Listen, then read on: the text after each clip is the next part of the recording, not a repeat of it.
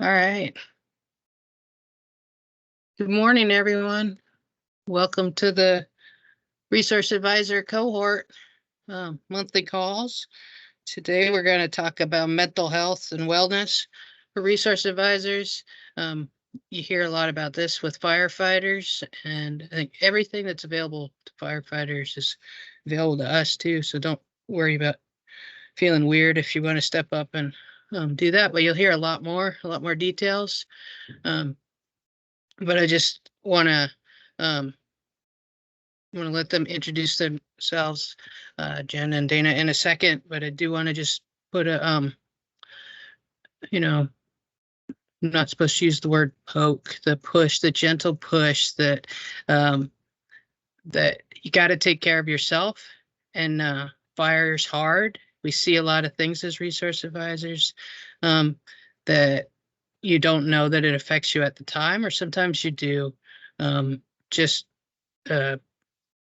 myself, I know, there's definitely been a huge run of things for me, starting with the campfire and being on other fires, just seeing community after community burn, being at type 1 fires, the Dixie fire, seeing friends and other resource advisors affected during fires, post-fire, evacuating myself numerous times from fires.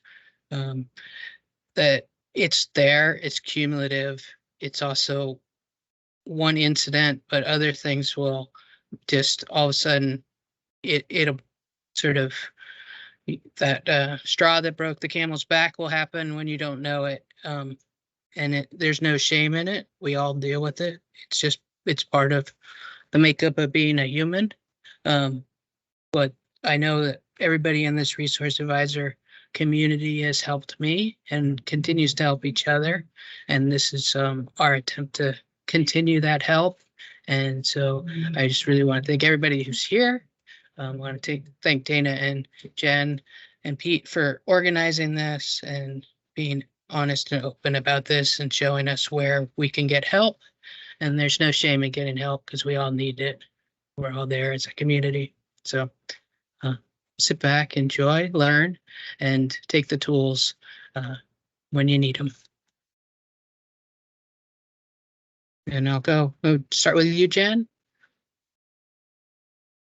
Hi, everyone. I'm Jen GIBSON. I'm the post-wildfire coordinator for the National Park Service. I'm based out of NIFC, but I work out of downtown Chiloquin, Oregon.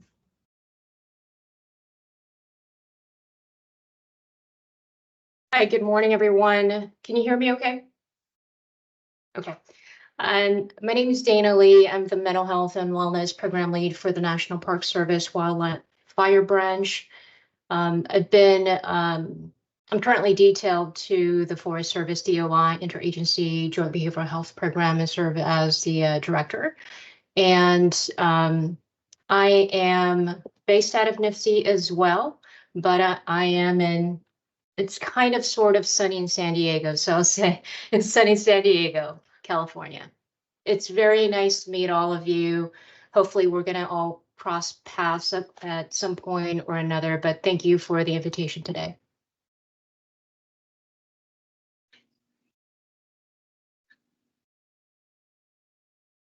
Jen, it's all yours, Jen and Dana. All right, I'm going to share my screen here. And can you guys see my presentation? Yeah, it looks good, full screen. All right, so I might turn my camera off if that's okay to save some bandwidth, everybody. All right, so similar to what Dana said, I wanted to thank all of you, first and foremost, resource advisors. I recognize that you all are a dedicated and passionate group of people, and we're all kind of a group that are dedicated to protecting the resource, either at our home units or on fire assignments. And I know that we're a unique breed of people, but I feel like I know each and every one of you. You meet one resource advisor, it's like meeting every other one. And I wanted to thank you for all that you all do on your fire assignments and at your home units. I can't imagine what our public lands would look like without all of you helping out. So with that, I was going to get started here. And I want to first say that I am not a mental health expert in any way. I have no formal training in mental health. But like a lot of you, and kind of like what Lynn said, is that I've seen a lot, I've been through a lot. I know you all have. Most of you have seen some pretty big events, and so I've learned a lot over the years. And so I'm going to give my perspective, and then pass it on to Dana, who actually is the trained professional. So I wanted to make that clear. Let's see. So as you all know, resource advisor assignments can vary from intense urban interface fires, kind of like the Cal Fire show that you see in California, to really chill wilderness fires where it feels like you're on a vacation in some beautiful backcountry somewhere where it's really low key. So there's variation on assignments. And there's variations day to day on an assignment, like the stressors from a READ assignment can vary every day. You don't know, you could be spiked out with a contract crew. You could be in fire camp, in meetings all day long. You could be hiking by yourself out in the field collecting data, or I've had resource advisors helping with utility companies and managing utilities. For most of us, this is a collateral duty. I don't know, I could be wrong, and forgive me, folks, but if anybody who does resource advising 110% of the time. So we do this out of the dedication of and our passion to protect the resource. But with each assignment, we bring our personal lives, we bring our professional lives, physical well-being, and emotional well-being when we go on a fire assignment. So some people may be going through a breakup. You may have lost a loved one. We are all people. We're all dealing with the experience of life. And so when we go on a fire assignment, you know, how often are you 100% well-fed, physically fit, and you have plenty of sleep, and you don't have any stress in your professional life? There's nothing going on in your personal life. And you go on an assignment where you're going to work really long days, and you're going to get additional stress and being people talking to you and having to make decisions and trying to protect the resource. So this is when you go on a fire assignment, you're adding a lot to your well-being. And the job of wildland firefighting can be often stressful and sometimes traumatic. I know of seasoned firefighters that work for Cal Fire, and I've seen the impacts on them after going, especially like tough years like 2018, fire after fire, where they feel like there are no wins. And there's a ton of resources online to help with wildland firefighters. But I want it, and we all have access to those resources. But I do feel resource advisors are a little different because we are so passionate, we are so dedicated to the resource, so that when we do see impacts to the resource, it's a form of grief. To me, is how I describe it. It could be whatever emotion that you feel. It could be anger or whatnot. This is an example from Whiskeytown National Recreation Area where a dozer line went in, and that's a really big oak stump. So that tree was probably 400 years old and survived multiple fires.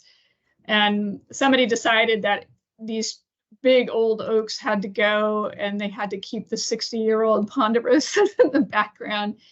And to me, this is at my home unit, and I was a resource advisor, and this was hard. Like I experienced the full range of emotions when I saw this.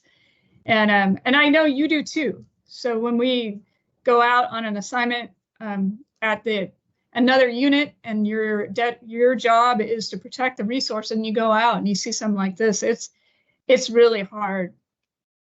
And I do think for resource advisors, it's also hard because sometimes on these big events, the hits keep rolling, like the Dixie Fire. I was the agency administrator there, but the Reeds, I talked to the Reeds quite a bit, and just seeing what the Reeds were going through, struggling with every day, like even from ICP being in a giant perennial pepperweed patch. So it was hard. And I felt really bad for folks that had to go out on the fire line for extended back-to-back assignments on some of these big events. But mistakes do happen. We do have a lot of wins.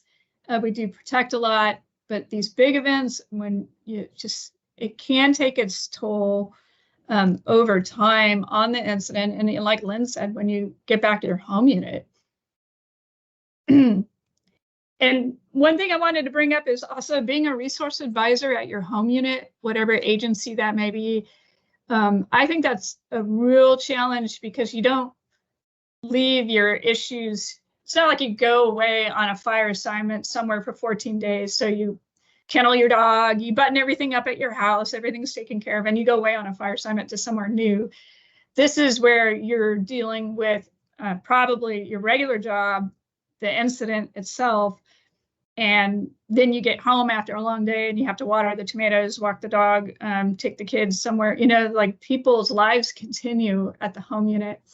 And this can really go on for a long period of time.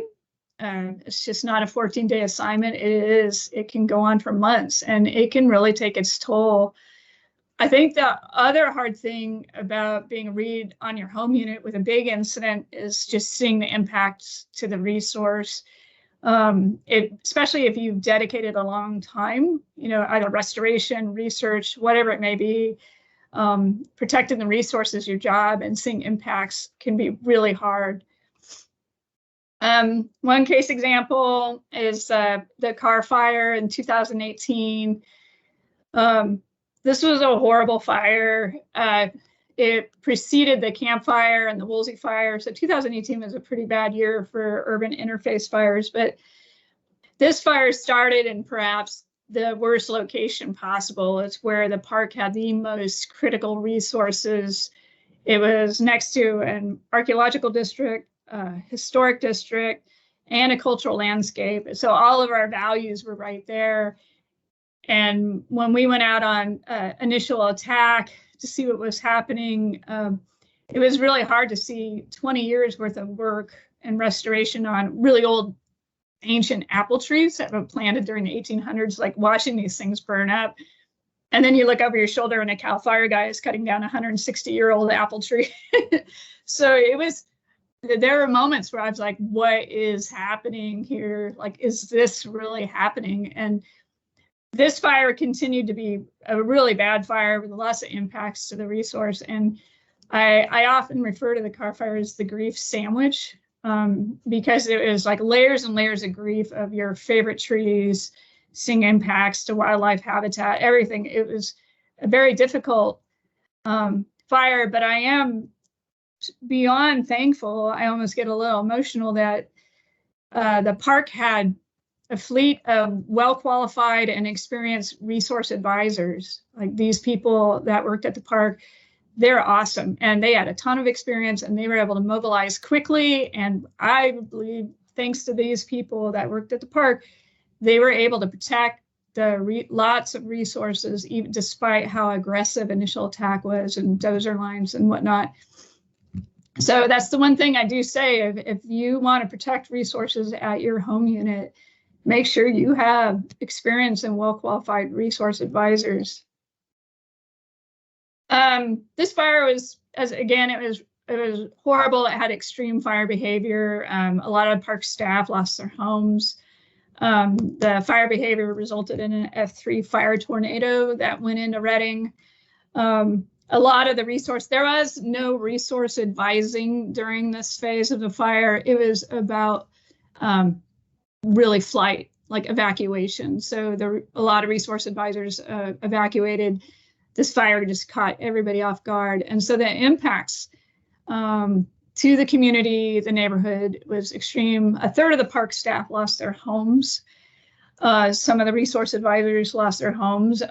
So this was pretty traumatic on the home unit.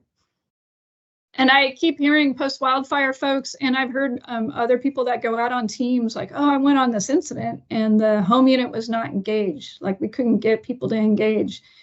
And I want to let people know, like when you do go out as a resource advisor, like not only take care of your own mental health, but take into consideration the mental health of the people that you're working with, the home unit that are there. We were in a state of shock. We were exhausted. We were displaced at home in our offices. And we were being overstimulated by utility companies, rights of way issues. We had 2 IMTs. Researchers were just pinging us. They wanted to go out and research right away. Visitors were upset. Zinke showed up. And so when politics happens, the Secretary of Interior showed up and everything stops. So even though some of us lost our homes, it was really hard to interact with the resource advisors that were there to support the incident, because all of us were in these varying states of emotional shock. And from that, I'm going to roll into some tools to help you. And this is stress first aid. And stress first aid was initially developed for military personnel to deal with traumatic events, experienced military assignments, but it has been tailored down to first responders, wildland firefighters, and natural resource, cultural resource personnel. And it's a tool, and I think this is really handy because it enables you to check in with yourself, see where you're at in terms of stress. And I wish we had this during the car fire, but also to check in on your coworkers. And you can use this as a resource advisor. When you go on a fire assignment, check in on yourself, check in on your fellow READs. If you're the lead READ, you can check in on your REAFs and ARCs, see where they're at. But it really is used to restore mental and physical health. So it's kind of a good exercise for you all to take a piece of paper, write down the 5 things that you know that you do when you're stressed. Like it could be being forgetful, dropping stuff, being klutzy, snapping, losing your temper. Some people don't sleep. And then on that same piece of paper, write down the 5 things you do to decompress, things that relax you. And it could be hiking, petting your dog, playing Frisbee, whatever it is. And so this is a good exercise to write down these things. And then we're going to kind of come back to this. So according to stress first aid, there are 4 sources of stress injury. There's life threat. This is a traumatic injury due to a disturbing event. So this could be a traffic accident, a natural disaster like a fire, or a pandemic. Who's been through a pandemic? Raise your hand. So this can impact your sense of security and may leave you feeling helpless. Often individuals that are able to overcome traumatic stress injuries, but they may need professional help. Loss is a grief injury due to the loss of loved ones, places, things, parts of oneself. And to me, I think as a resource advisor, when you see loss of, impacts to the resource, and some resources, when they're impacted, they're irrecoverable. There's nothing you can do, like a dozer going through a prehistoric site, that's a loss. And so this is a grief injury, can be also loss of wildlife habitat, wildfire. I've heard Klamath tribal members talk about the bootleg fire and how that was where their family used to hunt for generations, and loss of that coniferous forest was just really traumatic. And so this is grief. Inner conflict is a moral injury, which occurs when a person witnesses behaviors that violate their moral values. I was trying to think of a good example of this, and I think if you doom scroll through your internet feed any day, anytime, I feel like every time you doom scroll through a horrible internet news feed, it can be a moral injury. And And fatigue, wear and tear is a fatigue injury. This is due to accumulation of stress from all sources over time due to insufficient recovery and rest. And that's where back-to-back fire assignments, or if you're going through something traumatic and you go out on a fire assignment, like these things can add up. But we need to find tools to communicate. Talking about mental health can be difficult, so we need to find ways to break down those barriers. Some people feel like there's a stigma about mental health, and I really see that going away. I'm starting to see people talk more freely about it. As a matter of fact, the Park Service right now is having a psychological stand down right now, as a matter of fact, to talk about mental health and issues. So the stress first aid system is a way to like put things in simple terms so that we can communicate with one another.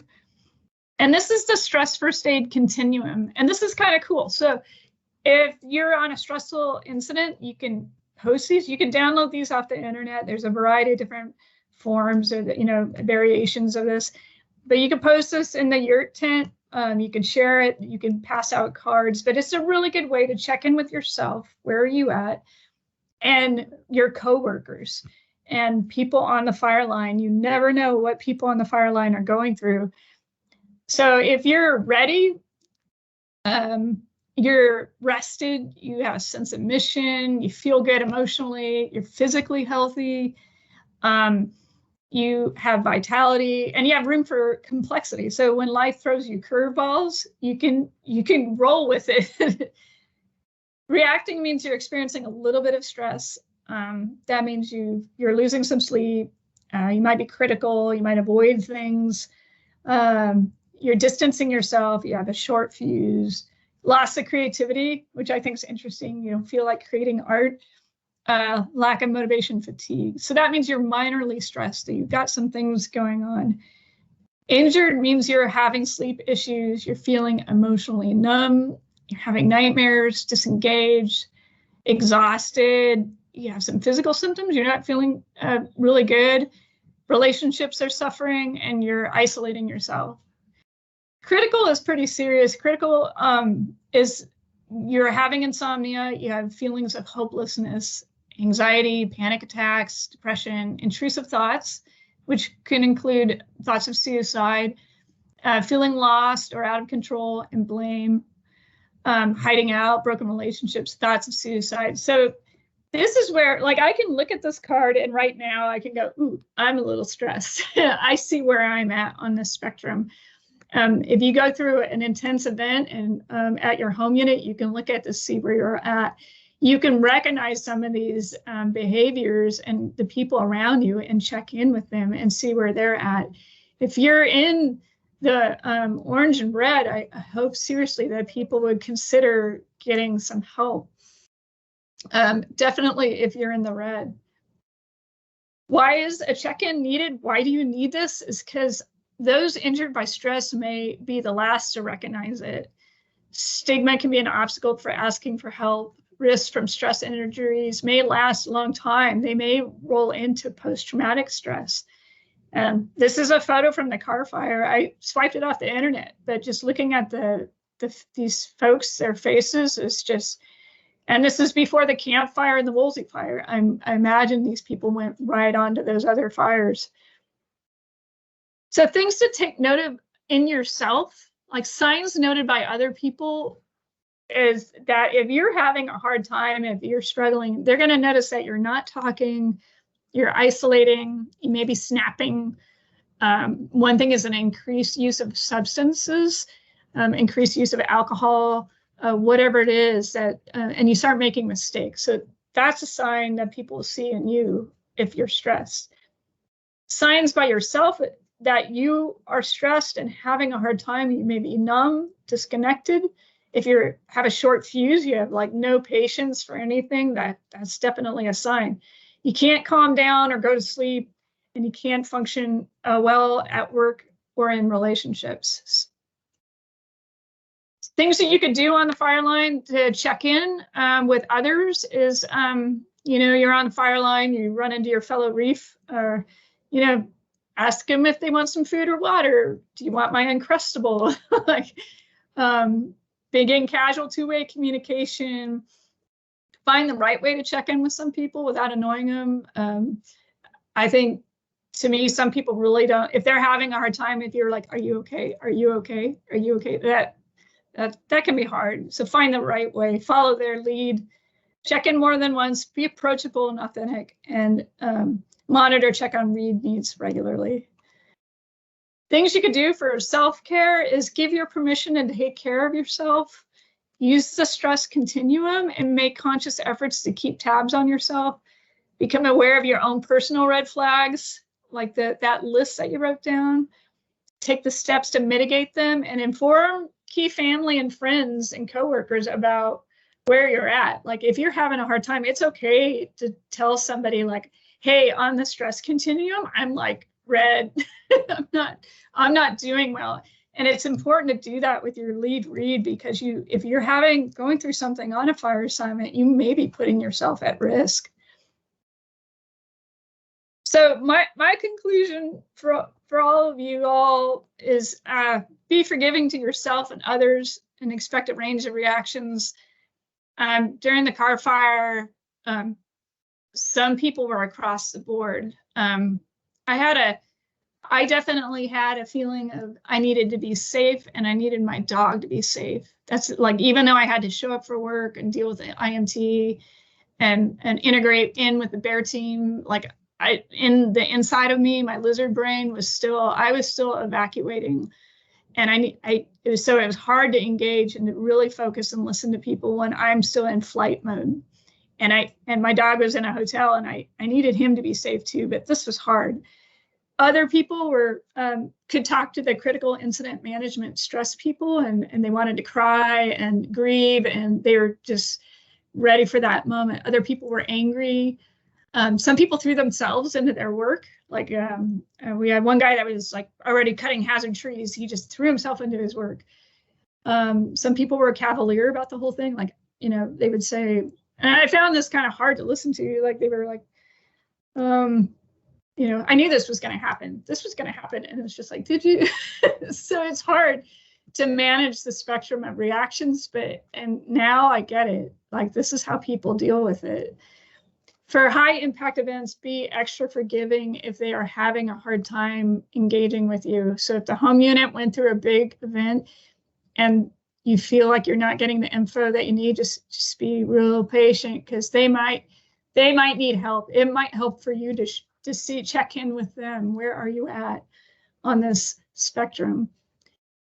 Be normal and read the room. After the car fire, I really needed people to be normal. Like I hated walking into a room and people would go, oh my God, what are you gonna do? You just lost your house, so you have to relive that and you have to explain that to them. You have to have an answer to that. To me, if I just sat out on a picnic table and ate a burrito with somebody, that would be perfect. Reading the room is also understanding what, you may be on a fire assignment, it may be a wilderness fire, and there's some minor impacts to you, but the people at the home unit may be really sensitive to those impacts. So there are a couple times I've gone on wilderness fires where coming from Whiskey Town, this was nothing, but they were really sensitive about those impacts. So it's important to read the room. If you're struggling, connect with others in a safe, manageable way. Talk to your lead read, talk to your fellow reads, see if there's an HR specialist on the fire, call your supervisor, call EAP. It's okay to reach out to these people. It's okay to take a little time and take care of yourself first.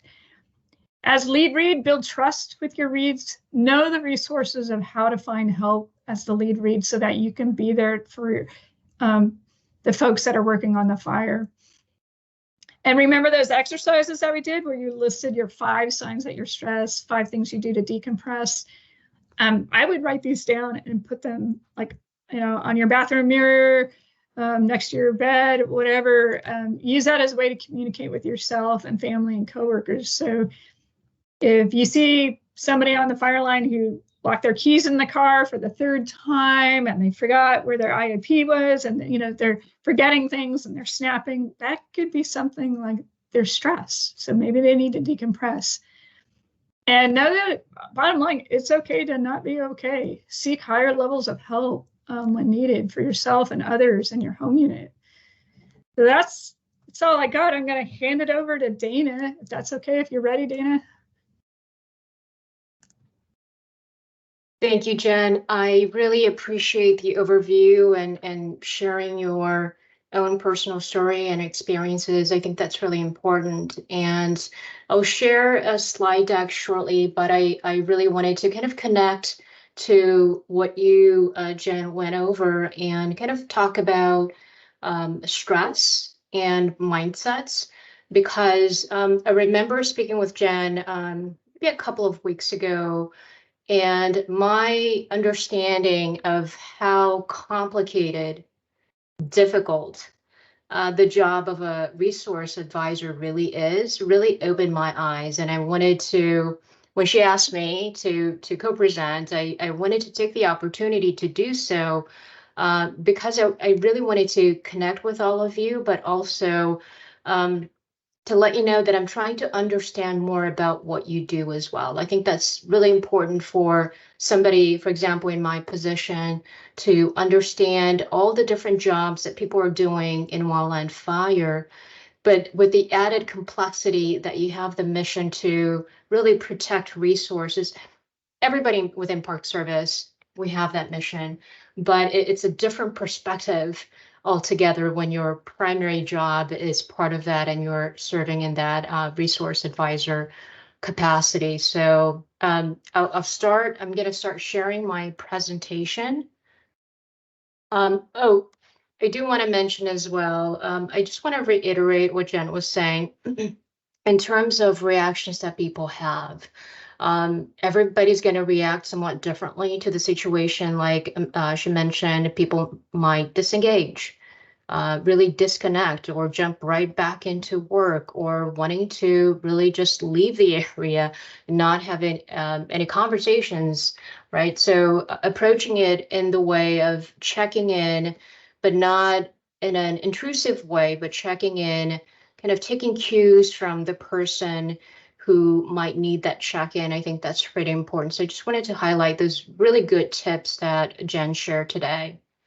So let me see if I can share my screen.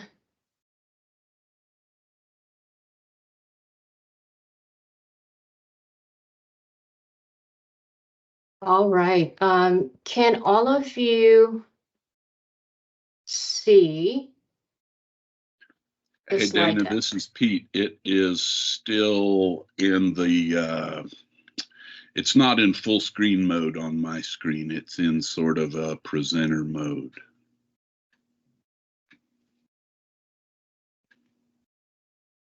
Maybe switch it to slideshow or. Nope. That's not what I wanted. Forgive me. I am IT challenged. And let me see if I can make it a little bit bigger. Is this a little bit better? It is a little better. Option. Okay. Still seeing all of your slides in a roll, vertical roll on the side. Yeah. Yeah, I'm not an IT genius, so. Hey, Dana, if you click at the bottom of that, click on the little slideshow at the bottom of your, yeah. And then Never mind. Yes, I knew that. So, yeah. But it's not showing up on my screen. That's why that's the problem. Just give me 1 second. Let's give this a shot. Okay. Okay.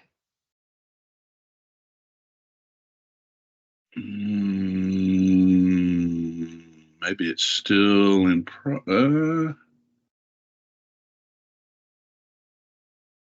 Okay. Is that a little bit better? A little bit. Still not the same full screen that Jen's was in, but I think we can go with it probably. Yeah, I apologize. Let's go with this and see if we can drive through the presentation this way. Okay, and since I added, I'll cut that. So again, good morning. It's probably afternoon for some of you. I'm really thankful to be invited to speak today. And my contact information is there, but I know Pete also dropped my information in the chat. So I wanted to start off the presentation with this quote. Dr. McGonigal is a Stanford researcher and psychologist, and she says that stress is what happens in your brain and your body when something you care about is at stake. So it's something important to you. I'm going to turn off the camera so that we can save some bandwidth as well. Hey, Dana, maybe one last thing to try would be Yep. Somebody suggested go to the upper right corner to a present button, if that's an option for you.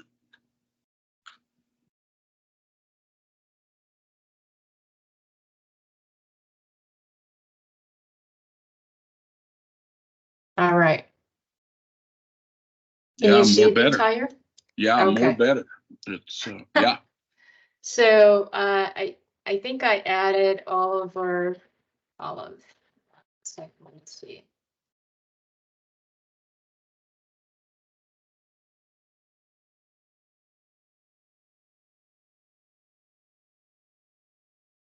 So as you can see, I need full IT support at all times. I apologize. Jen, I apologize as well. I think it's going through. All right.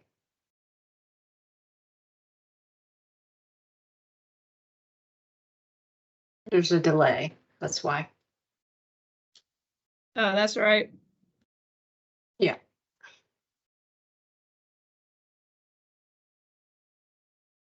So whenever I present, it goes back to the original one. That's the problem. So again, if you don't mind, I'm just going to push this forward, and I can share my slides if needed. And for the sake of time, I just wanted to push this forward so that we don't lose any time here. You bet. Sounds good, Dana. Thanks. Sure. Again, my apologies for that. I'll troubleshoot on my end for any future presentations if I'm ever invited back. So again, stress is what happens in your brain and your body when something you care about is at stake. And stress happens to us every single day, right? Sometimes things are popping up at home, at work, within the home unit, fires, as Jen mentioned. And the state of mental or emotional strain or tension resulting from these very demanding circumstances that come up is associated with our perception of our ability to handle these situations, these demanding circumstances. And they can have both a very positive impact or negative impact. So I wanted to ask all of you, if you can put it in the chat, type something very quickly. What do you hear about stress in the media or from your family, from your friends, from other folks, your coworkers? What do you hear about stress?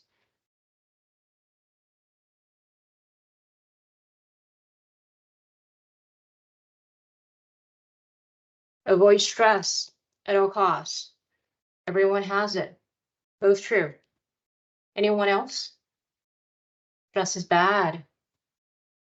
Overstressed. Stress is bad. That is consistently the message that we get. We very often hear messages that stress is bad for our health. Stress is debilitating, that stress is something to be minimized and avoided at all times, at all costs. Even worse, we get the message saying that stress will kill you. That's a very common message. But I'm going to open this up. What does science tell us about stress? It actually tells us that we need a certain level of demand or stress in our lives to feel motivated, focused, and engaged. Right. So when Jen showed that stress continuum, it actually shows you both ends of that continuum. So too much demand on the amber red side versus very little demand to the left can really impact performance, can lead to errors, reduce performance, like I mentioned, and increase vulnerability to injury and accidents.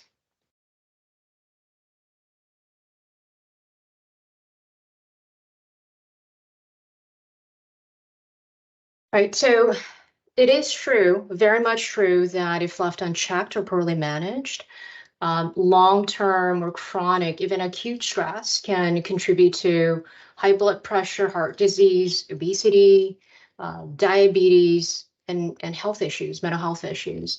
But there is a lot of emerging literature science research right now saying that it's critically important to keep in mind that perspective, your mindset matters. And here's a good example of that. So higher levels of reported stress and the perception that stress affects health is associated with worse health and mental health outcomes. So in fact, those who reported a lot of stress and believe that stress is bad for you, I had a 43% increase of premature death. So essentially, the research is saying, if you believe stress is bad and you believe it impacts you, your health, it is bad for you. And the other side of it, let's talk about a different perspective. What if, I want you to consider these questions. What if you're stressed, but you don't think it's bad for you? You chose a difficult, complex, really difficult job, right? And part of those professional skills that come with taking care of yourself, physically taking care of yourself, right? Which Jen talked about, and I'm going to cover that in a little bit. It's part of professional skills and responsibilities to take care of yourself mentally and emotionally as well, so that you're optimizing your functioning both at home and at work. So what if you're stressed and you don't think it's bad for you? What if you approach it with a different mindset? Because stress happens every day and you are in a difficult job. And you have the confidence that you can manage the situation. So it's more about that mindset, and that stress can be perceived and framed as a challenge you can overcome versus a threat that you can't overcome. There's a key difference between those two different mindsets, and I'll go over that in a little bit. And ultimately, as you can see here, research shows that stress can be beneficial. It does and can play a part in optimizing performance and functioning. So let's do a deeper dive on what the research says. So the research says that stress can increase performance. You see here, students do better in test taking, and that's been actually replicated in multiple studies, whether it's test taking, increasing GPA, standardized testing as well. Members of the special forces are less likely to provide useful information to the enemy during an interrogation. So that's been tested with members of the special forces. And law enforcement officers are less likely to accidentally shoot somebody during hostage or a hostage during a training exercise, rather. But I also want to highlight this last bullet here, the final bullet. Stress is a predictor of how meaningful people find their lives to be.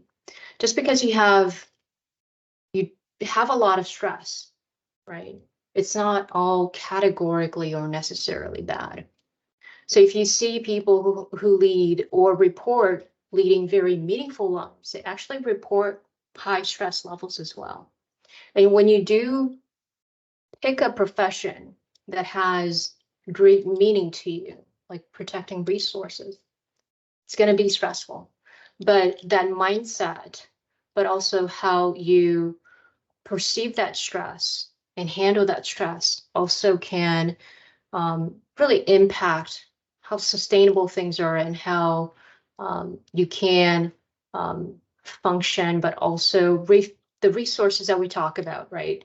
You're a resource advisor, but also we're talking about resources to fill your bucket in terms of social connections, resilience building, spiritually feeling connected to your values, physically being in shape, and we'll cover that, all those things in a little bit when we talk about pathways to resilience as well. So filling all those buckets, it takes a lot of energy and time, but also knowing that it's something that we all need to do. And this is the GIBSON performance curve, and some of you may be familiar with this as well. The stress continuum is aligned with this. This is actually a newer model.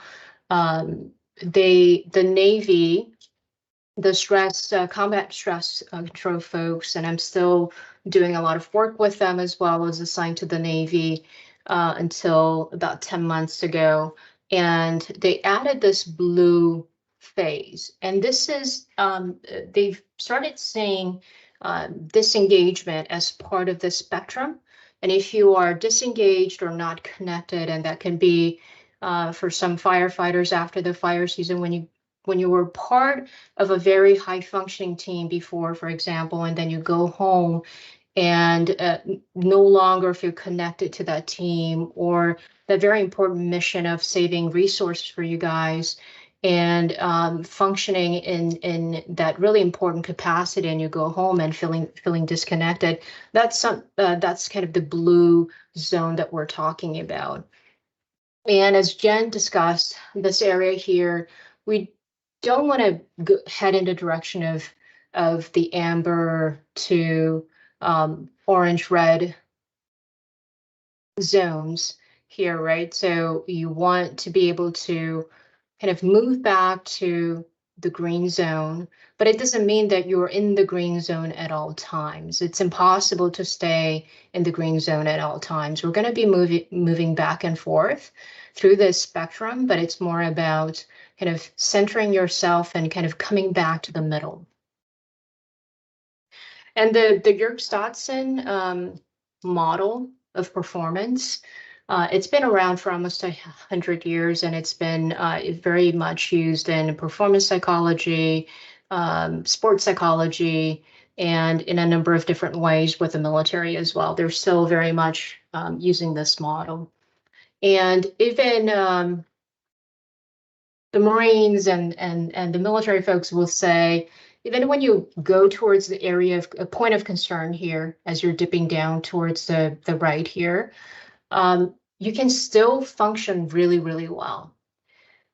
You can function well by leveraging your skills, your resilience skills, by building over time those skills, and also making connections with people who are important to you, who can actually help you move or perform better. Even though you may be really tapped out, stressed out, you can still do it. You can still perform the mission or that very important task.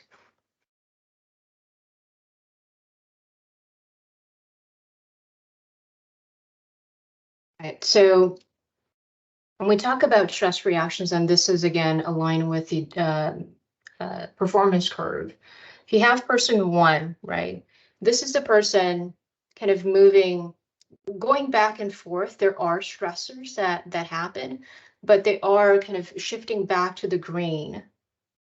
Person two is a person who started off on the green, goes towards yellow, but will head towards the right, towards the distress portion of the curve, right? So that's, I like showing this particular slide because there is a big difference in somebody who is able to develop those skills maybe in the pre-season, is able to practice a lot of the skills, whether it's meditation, breathing, mindfulness, social connections, tying yourself to the values. Why did you become a resource advisor in the first place? Why did you seek employment with the National Park Service in the first place, right? Those are very important questions to ask yourself as you may be facing a lot of these stressors, whether it's a fire season or during the off season as well, right?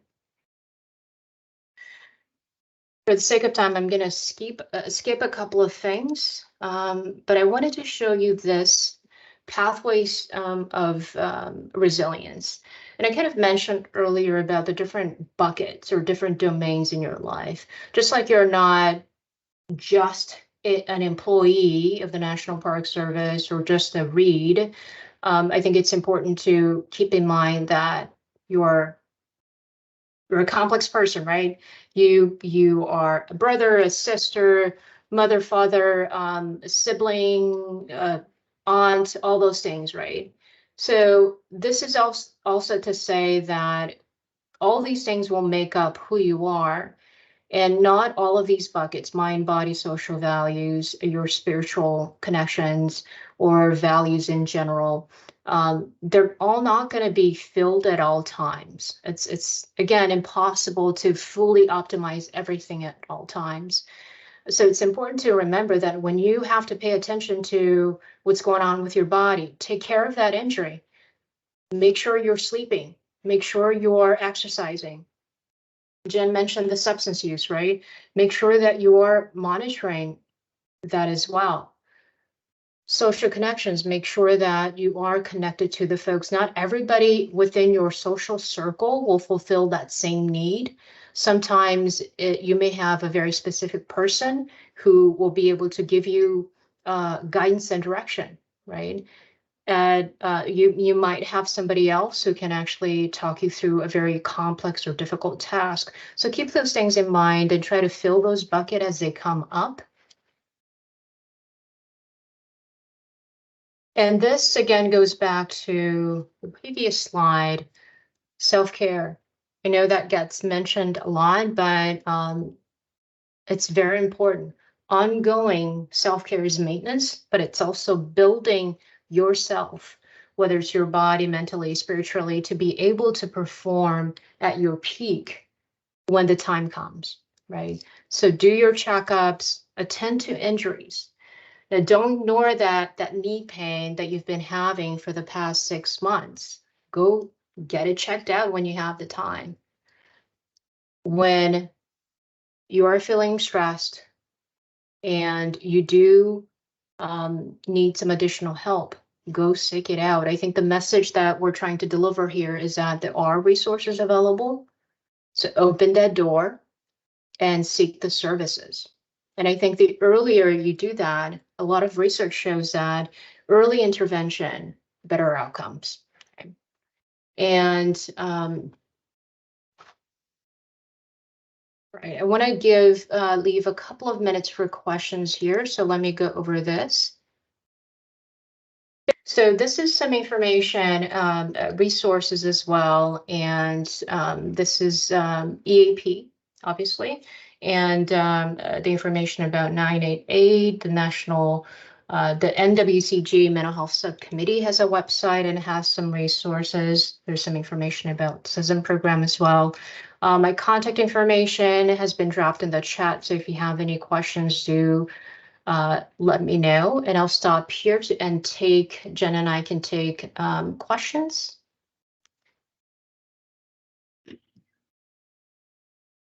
Dana, thank you. And Jen, thank you as well. And I'll ask the first one, and you kind of addressed this a little bit with your last slide, but in your introduction, Dana, you mentioned the interagency effort involving the Forest Service and I believe all the DOI agencies.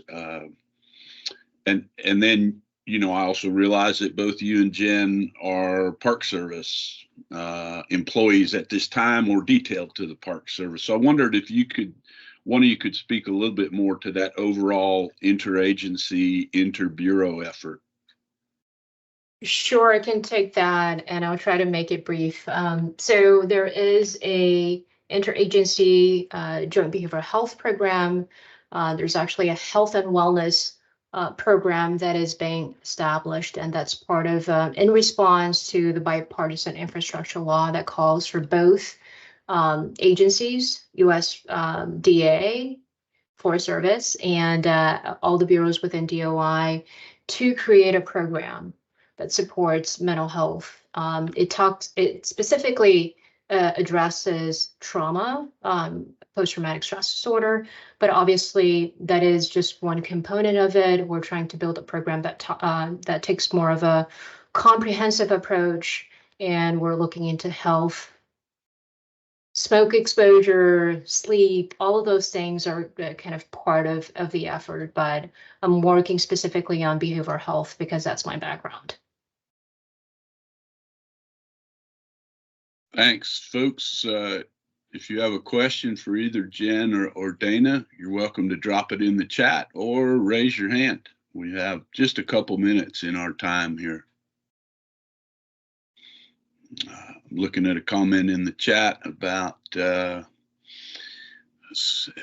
goes to some of that. Some stress is good for you. Watch a scary movie every now and then and get that blood flowing. Fanny, I think I saw your hand up. Sorry, I'm not the very best facilitator. Go ahead and come off mute. Hi, when is this coming to effect? Yeah, a little bit broken, Fanny, but I understand the gist is kind of when is this new effort going to come into effect, Jen and Dana? It sounds like you're referencing the Joint Behavioral Health Program is currently in development right now. And we do have a working group and some other platforms to help shape the program, and the bureau leads are also involved in that planning process, but it's in development at the moment. And I'm happy to provide an update, a separate update, if that's helpful at all. Yeah, you bet. And You're saying in a couple of years or some. Is there? yeah, I think Fanny's asking about any kind of a tentative timeline, but it sounds like might be a little too early to have month and day spelled out at this point. Yes, it might be a little bit. Okay.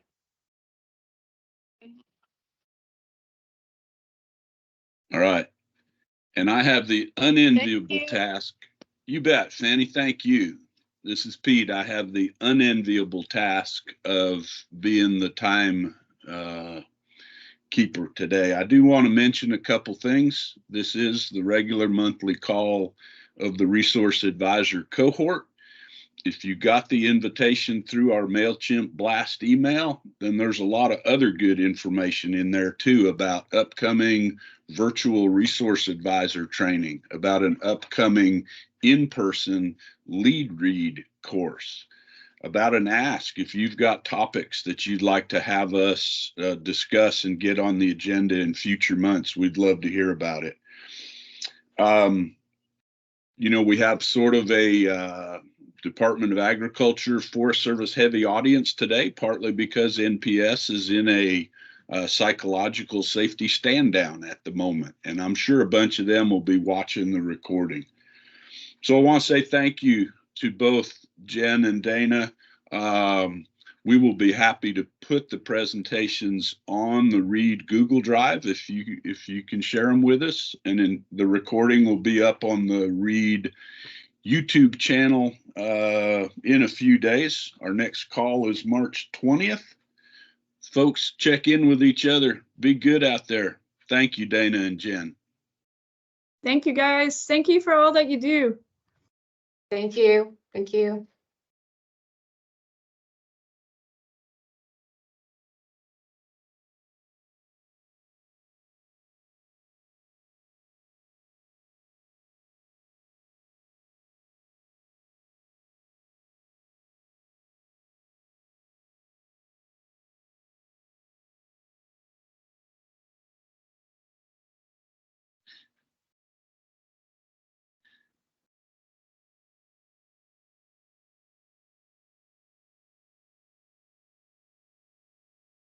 Jen, I see you're still on. I think maybe Dana has disconnected. Thank you again.